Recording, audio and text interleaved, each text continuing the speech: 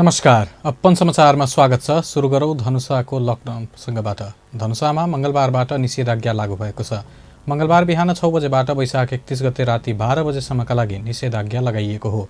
निषेधाज्ञाको पहिलो दिन जनकपुरधामको मुख्य चोकहरूमा प्रहरी तैनाथी र चेक जाँच कडाइका साथ गरिरहेको छ। सडकहरू सुनसान देखिएका छन्। फाटोफुट्टो रूपमा अति आवश्यक गाडीहरू मात्र चलेका छन्।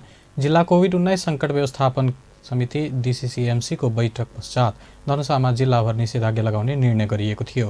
धनुषाका प्रमुख जिल्लाधिकारी बन्धुप्रसाद वास्तोलाले जारी निषेधाज्ञाको आदेशमा औषधि उपचार एवं अत्यावश्यक काम बाहेक घरबाट बाहिर निस्कन नपाइने बताएका छन्।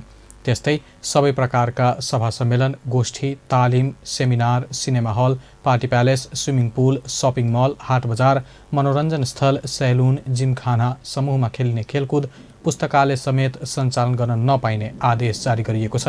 त्यस्तै विवाह व्रतबन्ध जस्ता सामाजिक कार्यमा बढीमा 15 जनासम्म सहभागी हुन पाउनेछन्। विवाह प्रयोजनका लागि 2वटा सानो गाडी र एउटा ठूलो गाडीमा शुभ विवाह ब्यानर राखी सञ्चालन गर्न सकिने बताइएको छ। त्यस्तै निषेधाज्ञामा मालवाहक सवारी साधन, सुरक्षा र स्वास्थ्य सेवा एवं यस सम्बन्धी कर्मचारीहरूको प्रयोग गर्ने सवारी साधन, दूरसञ्चार, इन्टरनेट, एम्बुलेन्स, दमकल, सब वाहन, फोहोर मैला व्यवस्थापन, खाद्यान्न, फलफुल, पेट्रोलियम पदार्थ, पानी, तरकारी, दुधजन्य पदार्थ, पशुपक्षीको दाना लगायत ढुवानीका सवारी साधन चलाउन पाइनेछ।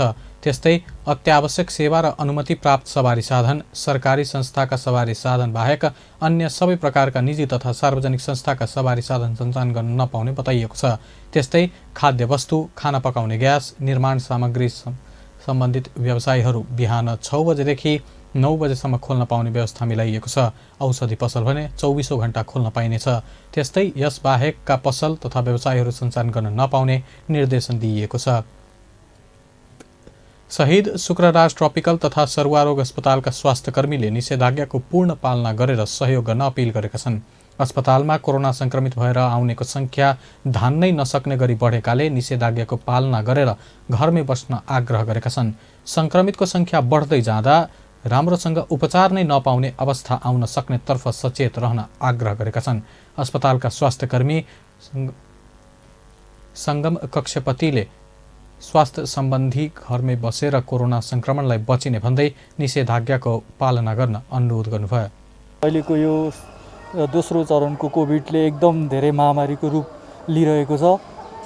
अहिले एकदम धेरै दिनानुदिन मानिसहरूको मृत्यु दर एकदम बढिरहेको छ दोस्रो चरणको कोभिडको कारणले। त्यही भएर सबजना हाम्रो जति पनि जनताहरू हुनुहुन्छ देशको सबजना आफ्नो घरमा बसेर लकडाउनको पालना सही तरिकाले पालना गर्नुहुनेछ भन्ने मैले आशा गरेको छु। र यहाँ हामीले दिनदिनै देखिरहेको यो भयावह दृश्यले गर्दाखेरि हामी एकदमै डराएको स्थिति छ। दिनदिनै यहाँ मानिसहरूको लासहरू देखिरहेका छौँ। हामीहरूले सबजनाले आफ्नो स्वास्थ्यको ख्याल गर्नुहोला र लकडाउनको पूर्ण तरिकाले पालना गर्नुहोला। अहिले देशैभरिका कोभिड अस्पताल र अन्य सरकारी अस्पतालमा संक्रमितको चाप बढिरहेको छ। कोभिड संक्रमणको दोस्रो लहर 77 जिल्लामा पुगिसकेको छ। यसबाट सर्वसाधारणसँगै अग्रपङ्क्तिमा खटिने स्वास्थ्यकर्मी, सुरक्षाकर्मी, पत्रकार धमाधम संक्रमित हुन थालेका छन्। कोभिडको बिरामीलाई आवश्यक औषधि मानिएको रेमडेसिभिरको कार्टेलिङ गर्ने, लुकाउने, बढी मूल्य लिने विभागले कडा कारबाही गर्ने जनाइएको छ। मङ्गलबार प्रतिनिधि सभाको शिक्षा तथा स्वास्थ्य समिति अन्तर्गतको कोभिड-19 सम्बन्धी उपसमितिको छलफलमा औषधि व्यवस्था विभागका महानिर्देशक भरत भट्टराईले रेमडेसिभिरको सहज पहुँचका लागि बजार अनुगमन कडा बनाइएको बताउनुभयो।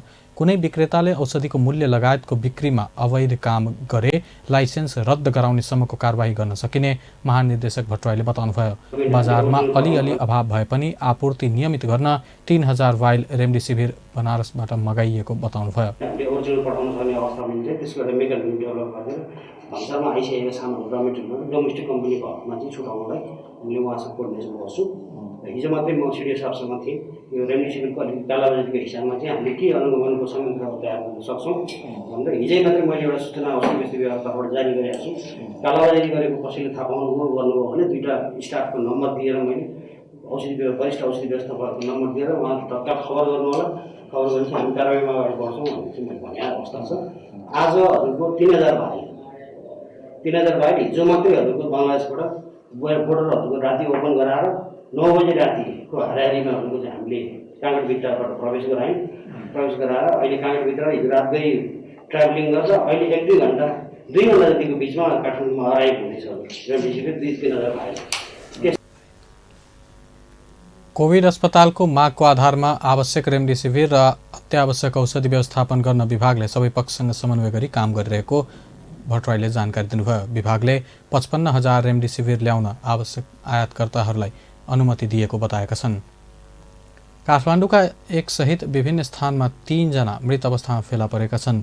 काठमाडौँको थापाथलीमा महोत्तरी घर भएका 59 वर्षीय सीताराम महरा मृत अवस्थामा फेला परेका छन्। यसैगरी मानाङको नासो गाउँपालिका 5 थोचे स्थित सडकमा हाल नामथर नखुलेको करिब 52 वर्षीय पुरुष मृत अवस्थामा फेला परेका छन्। बैतडीको पाटन नगरपालिका 6 मलिका खान स्थित सोल्सामा हाल नामथर नखुलेको करिब 50 वर्षीय पुरुष सोमबार मृत अवस्थामा फेला परेका छन्। ड्युटीमा रहेका बेला चट्याङ लागेर झापामा नेपाल प्रहरीका प्रहरी सहायक निरीक्षक असैको निधन भएको छ। भद्रपुर नगरपालिका 3 किच्चक ध्वजमा गस्ती गर्ने क्रममा प्रहरी चौकी किच्चकवध झापामा कार्यरत असै महादेव ठाकुरको चट्याङ लागेर सोमबार राति मृत्यु भएको प्रहरीले जनाएको छ। न्याय परिषदका सदस्य एवं वरिष्ठ अधिवक्ता लक्ष्मीबहादुर निराला खड्काको 77 वर्षको उमेरमा निधन भएको छ। पूर्व महान्यायाधिवक्ता समेत रहिसकेका खड्कालाई कोभिड-19 को संक्रमण भएपछि सशस्त्र प्रहरी अस्पताल बलम्बुमा उपचारका लागि यही वैशाख 10 गते भर्ना गरिएको थियो। कोरोना संक्रमण के कारण उनको निधन भएको परिषदका प्रवक्ता मानबहादुर कार्कीले जानकारी दिए। जनकपुरमा जन्म भई काठमाडौँको गौरीघाट निवासी खड्काको कानुन र न्यायका क्षेत्रमा ठूलो योगदान रहेको छ। हवस् त, अपन न्युज अहिलेलाई यति नै। अपन टेलिभिजन हेर्दै रहनुहोला। नमस्कार।